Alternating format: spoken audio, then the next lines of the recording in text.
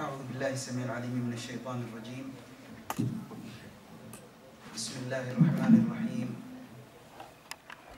إن الذين يكتمون ما أنزلنا من البينات والهدى من بعد ما بيناه للناس في الكتاب أولئك يلعنهم الله ويلعنهم اللاعنون إلا الذين تابوا وأصلحوا وبينوا فأولئك أتوب عليهم وأنا التواب الرحيم.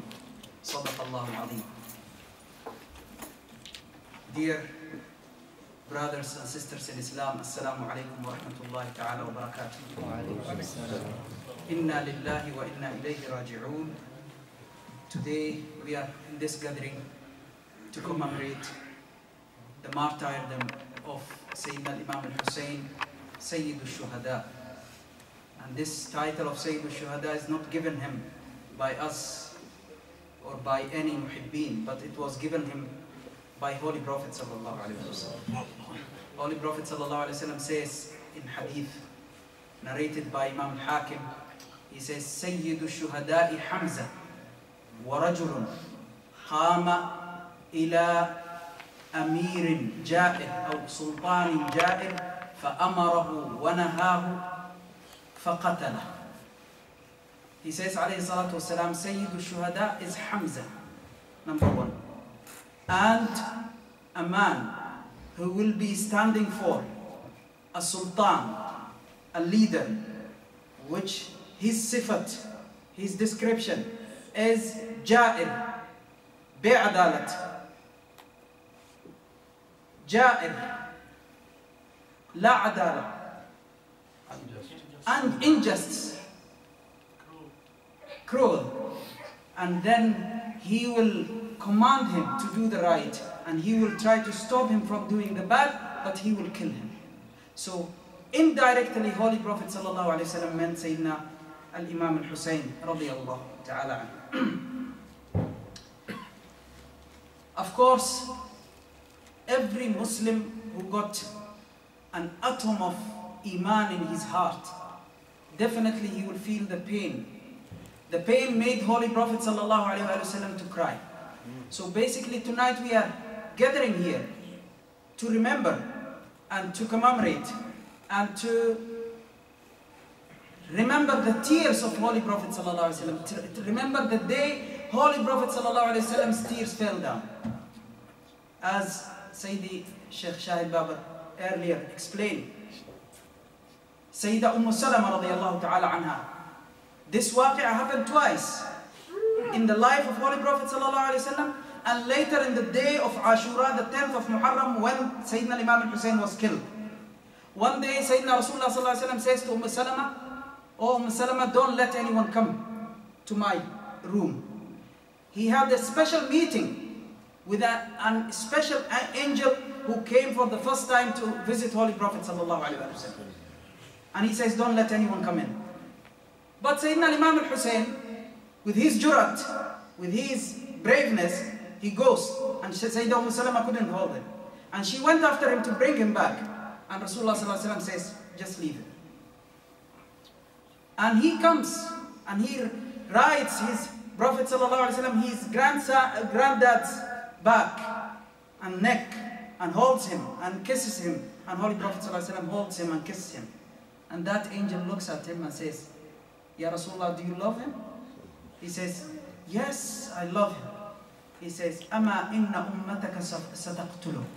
But your ummah will be killing him one day. And Rasulullah sallallahu alaihi wasallam comes out when his tears were falling down. So that's a sunnah of Holy Prophet sallallahu alaihi wasallam to cry like this day.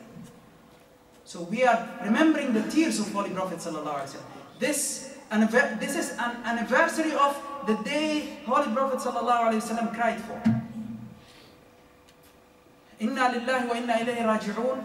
We are believers, and we know that among the pillars of Iman, there is a pillar called Al-Iman bil-Qadari khayrihi wa sharrihi, annahu min Allah ta'ala. That we believe in the Qadar, we believe in the fate, we believe in the destiny, that good and bad are from Allah subhanahu wa ta'ala. Holy Prophet sallallahu alaihi wasallam cleared everything. And today we are living in a world where press a button and immediately you find all the information. And unfortunately, the amount of information which is valid for everyone, young and adult, it is uncontrollable. Therefore, I believe it is not time to hide the realities, although some realities are painful. And in the ayah previously I was reading, Allah subhanahu wa ta'ala condemns those who hides the reality and says, La'natullahi wa malaikati wa nasi ajma'in will be on them. The curse of Allah and the curse of the cursers will be on them. Yes, we don't want to create fitna, but in the same time, we need to tell our generations, our youngsters especially, who are coming up with questions day and night, we need to tell them what is the reality so that they don't go and seek the reality from a wrong source and they get the wrong information. Holy Prophet ﷺ cleared everything. And as we know, Allah subhanahu wa ta'ala told him, وَعَلَّمَكَ مَا لَمْ تَكُنْ تَعْلَمْ. Allah taught him everything. Allah taught him everything. Allah told him everything. He knew what was in the past, what happened in the past before he arrives to this world, and what was happening in his time, and what will happen after him till the day of judgment. Therefore, we need now, it is time to reread the abwab of fitan, because there is chapters called the Babul Fitan in the books of Hadith, which are unfortunately not read. We always read about Aqidah, we always read about fiqh, we always read about adab and suluk and tasawwuf and zuhd, but we don't touch the abwab of fitan. And it is the bab at the time of reading about the fitan, because all the fitan you can see around the world, especially in the Muslim countries, Iraq, Yemen, Syria, wherever, all are told by Holy Prophet ﷺ. He cleared everything for his ummah. But the problem is within the ummah, because they left the first word was revealed in the Quran, which was Iqra, read.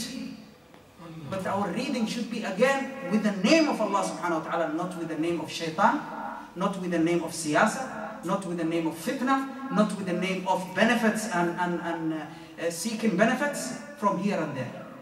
Because unfortunately the khitab, which is even the Islamic khitab today, in some members and in some masajid, it is a khitab of fitna, which Holy Prophet ﷺ says, khutaba'ul fitna, he saw them in the Isra al-Mi'raj, in the hellfire, getting cut by scissors from the hellfire, their tongues. They are khutaba'ul fitna. They always create fitna. Let's go back. In that time, when Holy Prophet ﷺ makes dua and asks Allah subhanahu wa ta'ala 3 things for his ummah. And I know the time is very short, but I will try to give you points, and then you can link between those points to finally find the full picture and the full image of the map. Holy Prophet ﷺ asks Allah subhanahu wa ta'ala 3 things for his ummah. He says, Ya Allah, don't let enemies from other than my ummah, from the kuffar, from the munafiqeen, from the kuffar, comes and finish my ummah. And Allah accepts for him. He says, definitely no enemy will come from out of them and finish them all once. A lot of wars being in, but the Muslims still are there. They never finish once by hand of another enemy. Whatever the enemy's power is. Second thing, Holy Prophet ﷺ asked for his ummah, Ya Allah, don't make my ummah get into disaster which finishes them all once like the previous ummahs. Where is Qawm Aad? Where is Qawm Thamud? Where all are finished by disaster, nature disasters. Once. And Allah subhanahu wa ta'ala accepts from him again. He says, yes, I accepted that from you. And the third thing the Holy Prophet ﷺ asked Allah subhanahu wa ta'ala for was, Ya Allah, don't make them enemy to each other. Don't make them fight. And Allah subhanahu wa ta'ala says, I accepted the 2 first things, but not this one.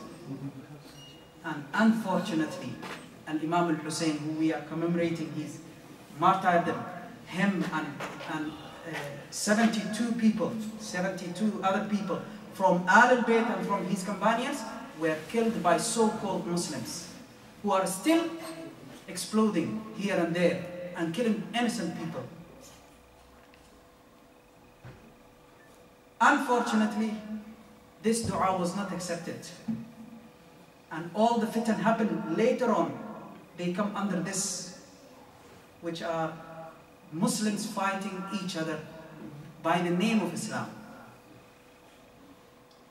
Later on, Holy Prophet ﷺ explains and gives us the map. And he says, alayhi salatu wasalam, تَكُونُ فِيكُمُ النُّبُوَّةُ مَا شَاءَ اللَّهُ أَن تَكُونُ. Nubuwwat, the prophecy will be among you how long Allah subhanahu wa ta'ala wants it to be. ثُمَّ تَكُونُ خِلَافَةٌ رَاشِدَةٌ. Then after that there will be a time, an era for the Khilafat al-Rashida. And in one narration, Holy Prophet ﷺ gives us the exact time for the Khilafat al-Rashida, and he says, it will be 30 years after me. And what happens after 30 years? 30 years? Holy Prophet ﷺ says, ثُمَّ تَكُونُ مُلْكًا عَضُودًا. And then it will be changed, and it will be mulk adud. It will be a kingdom, biting kingdom.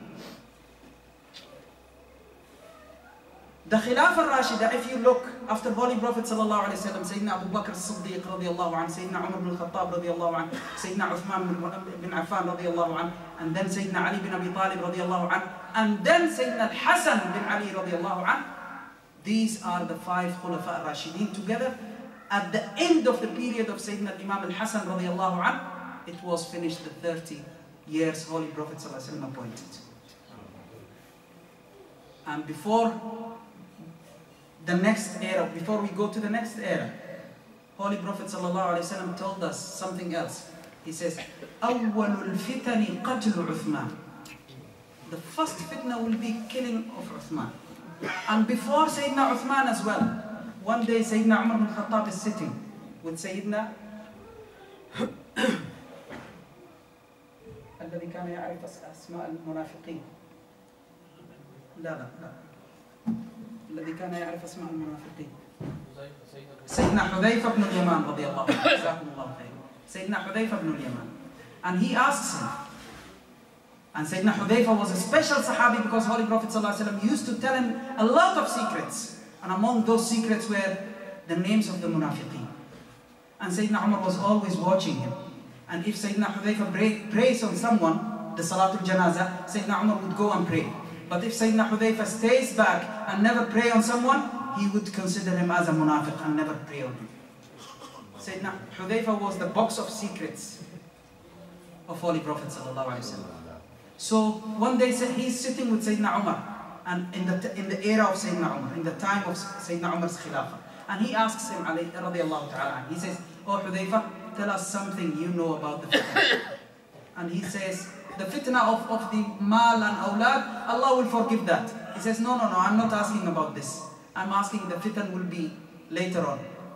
He says, don't worry, Ya Amir al-Mu'mineen. There is a door between you and that fitna. And he says, Sayyidina Umar asks, and he's very smart, and they are speaking in Ishara language, not a clear language. And he says, there is a door between you and that fitna, Ya Amir al-Mu'mineen. And Sayyidina Umar asks, is that door going to be open or going to be broke? Going to be break. And he says, no, it is going to be break. And Sayyidina Umar says, Inna lillahi wa inna ilayhi raji'un. Because indirectly, he's telling him you will be killed. Soon you will be killed. And Sayyidina Uthman will be killed. And already Rasulullah ﷺ told them, remember that hadith when Rasulullah ﷺ was riding the Jabal Uhud, and he says, أثبت أحد فما عليك إلا نبي أو صديق أو شهيدان. 2 shaheeds are on you. So the map is there, you just need to make the lines between the points and you will find the full image. So after Holy Prophet ﷺ, Khulafa al-Rashidin, Sayyidina Abu Bakr as-Siddiq, who never stayed there for long, 2.5 years, who died out of the love of Holy Prophet ﷺ. his Jism Mubarak was getting reduced since Holy Prophet ﷺ left the dunya out of love to Holy Prophet ﷺ.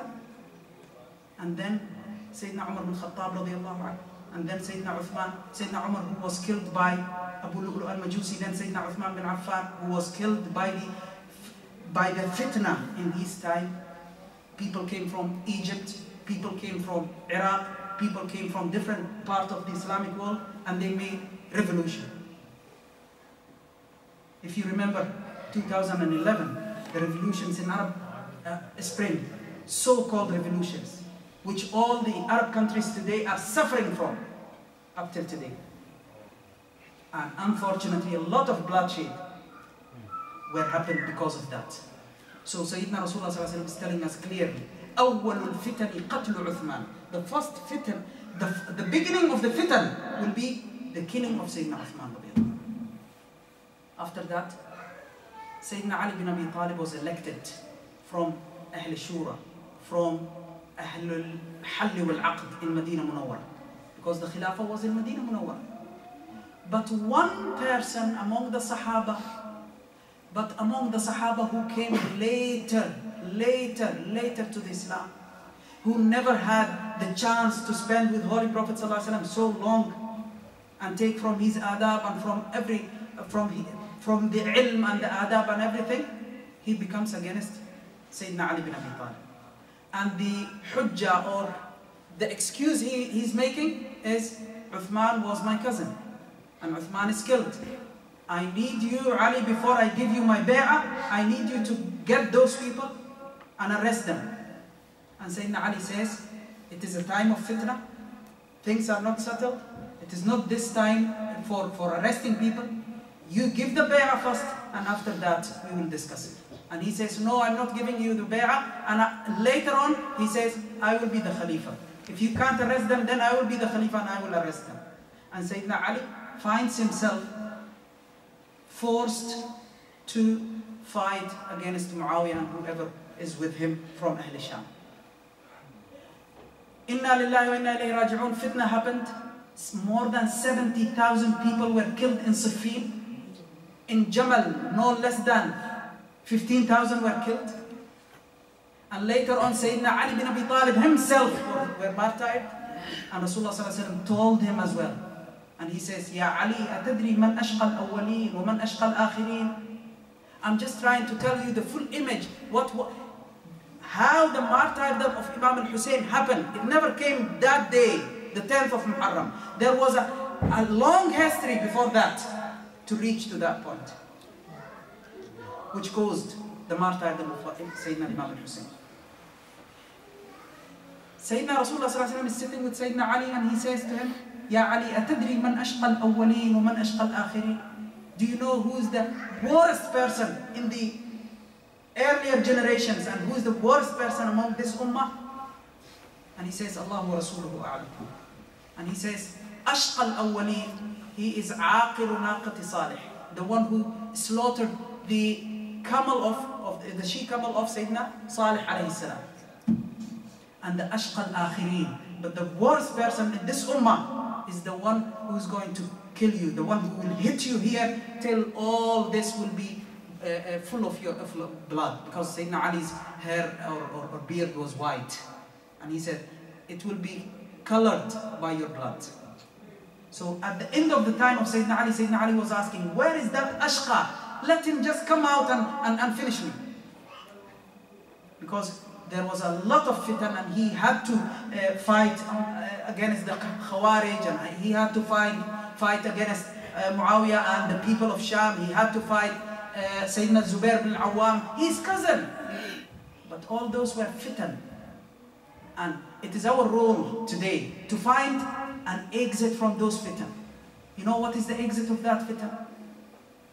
Up till today, why people are fighting each other and saying and making problems from Sunnah and Shia everywhere, and how to get out and not to become a part of the problem, but to try to be a part of the solution.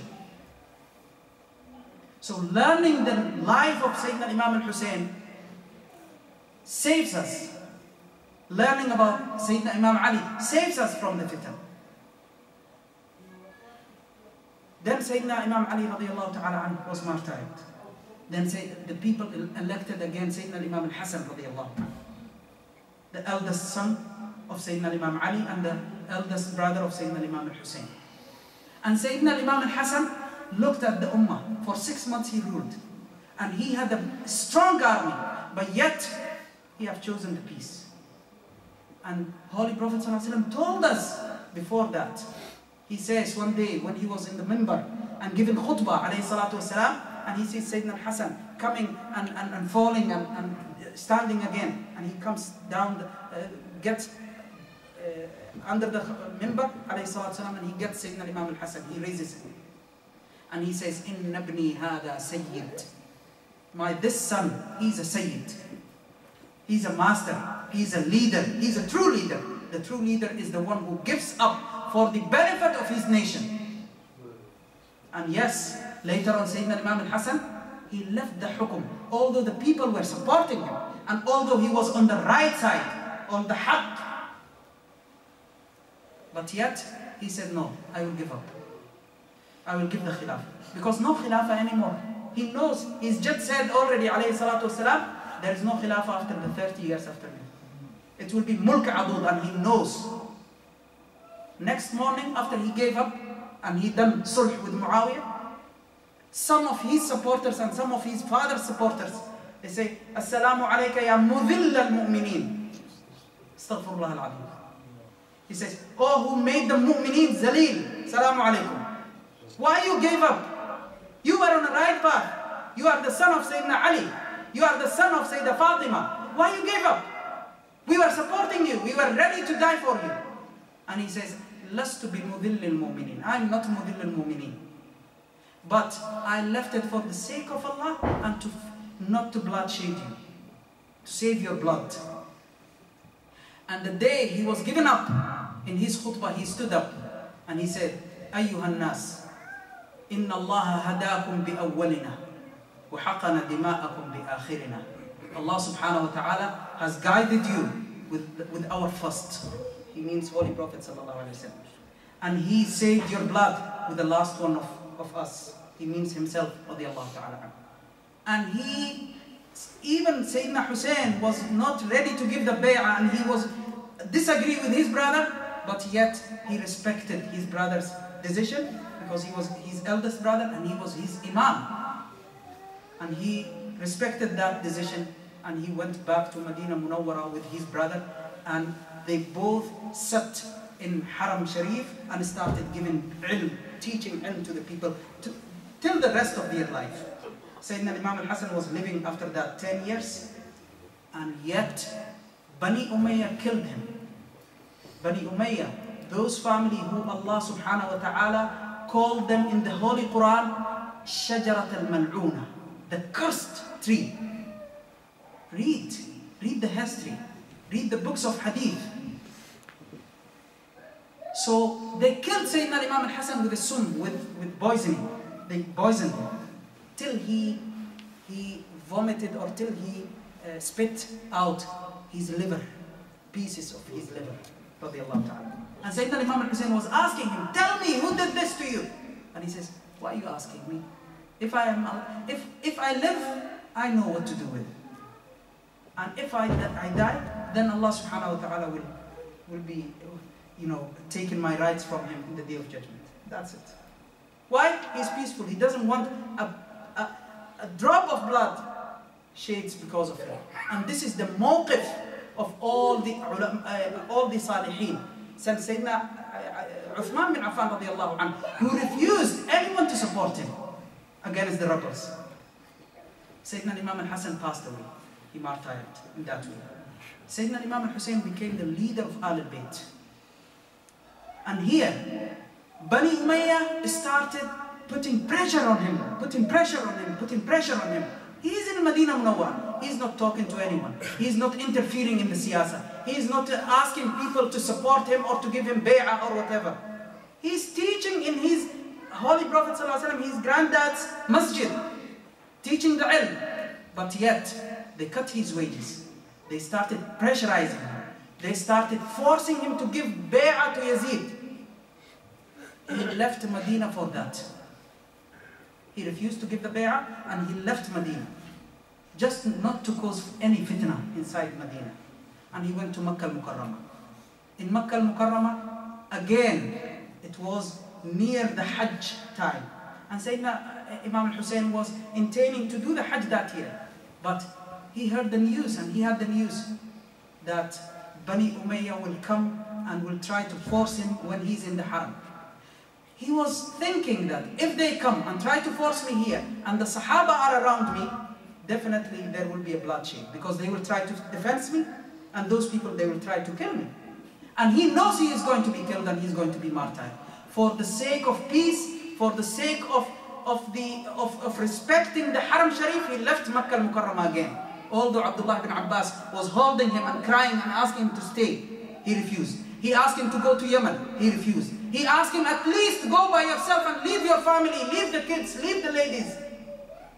And he says, no, I know I'm going to be killed. But if that will please Allah, I'm ready. I saw my Jadd, Holy Prophet ﷺ, and he told me everything. Don't worry, Abdullah ibn Abbas. And he leaves Makkah al-Mukarramah, and he leaves to Karbala. Imam al-Hussein radiallahu ta'ala, and he left Makkah al-Mukarramah Tuesday, the 8th of Dhul Hijjah. 8th, one day before Hajj, he left.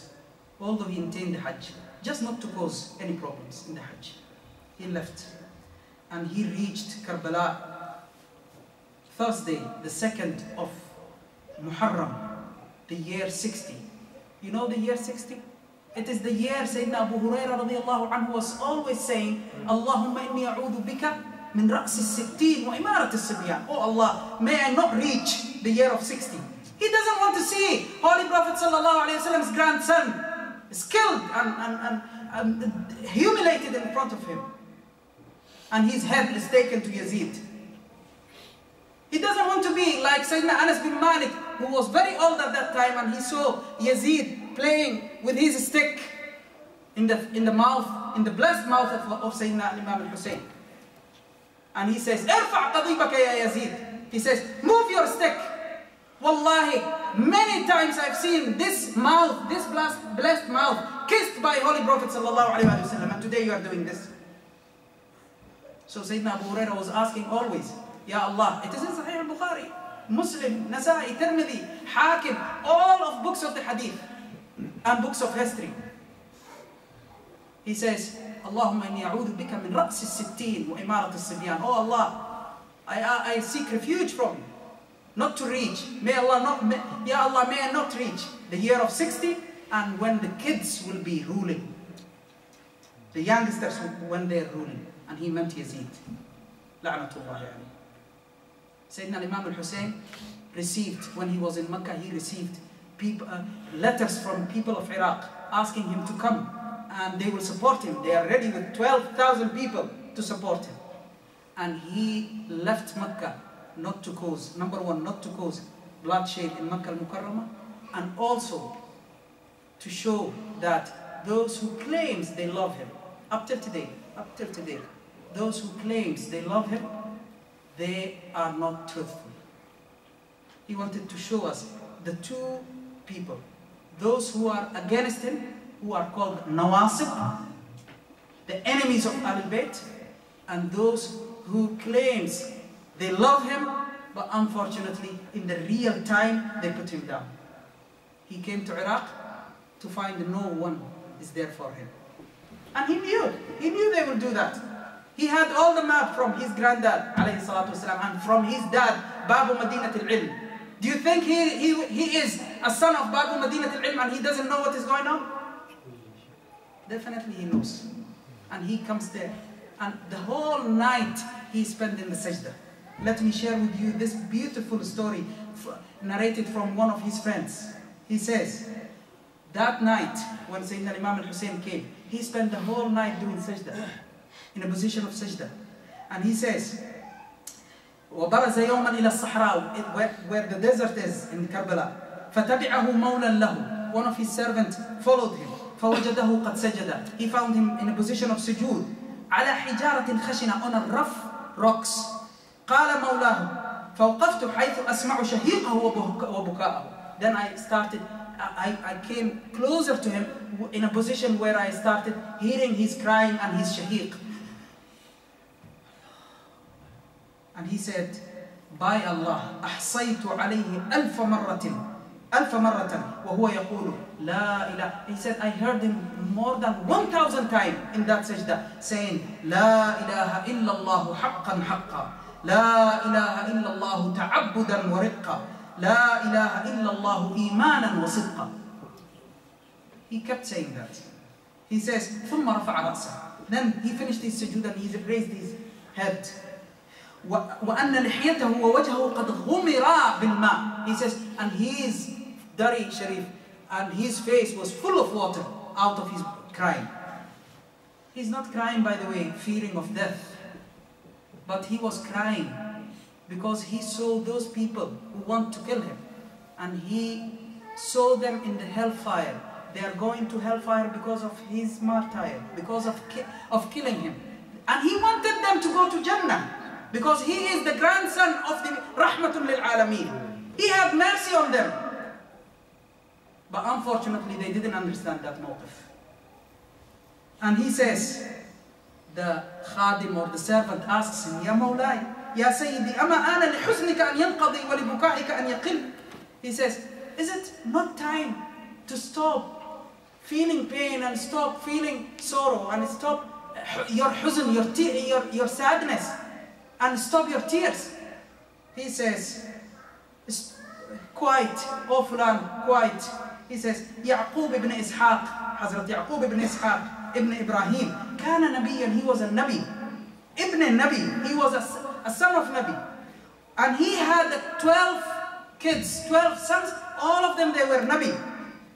And Allah subhanahu wa ta'ala have taken one of them, who was Sayyidina Yusuf alayhi salam. He says, look, Sayyidina Ya'qub was a Nabi, and he was a son of a Nabi, and he had 12 sons who were all of them Nabi. And Allah take only one of them from him, hidden one of them from him. فَشَابَ رَأْسُهُ مِنَ الْحُزْنِ, and his all hair became white out of sadness. وَحْدَوْدَبَ ظَهْرُهُ مِنَ الْغَمِّ, and his back became bonded just because of sadness. وَذَهَبَ بَصَرُهُ مِنَ الْبُكَاءِ, and his basar, his eyesight finished just because out of crying. He says, oh Fulan, don't you know? And he says, and yet his son was in the dunya. Sayyidina Yusuf was still alive. He says, oh Fulan, don't you know? I've seen my dad was killed in front of me. I've seen my brother was killed in front of me. And I've seen 27 people of my Ahlul Bayt who were killed in front of me. You don't want me to get sad? So this was the Shaheedu Karbala, Sayyidina Imam al-Hussein radiyallahu ta'ala. Of course, we can't say everything and we can't conclude the whole history happened in that time in one jalsa or in one dars, but inshallah to be continued and to get more details. But please and please, let's go back and read.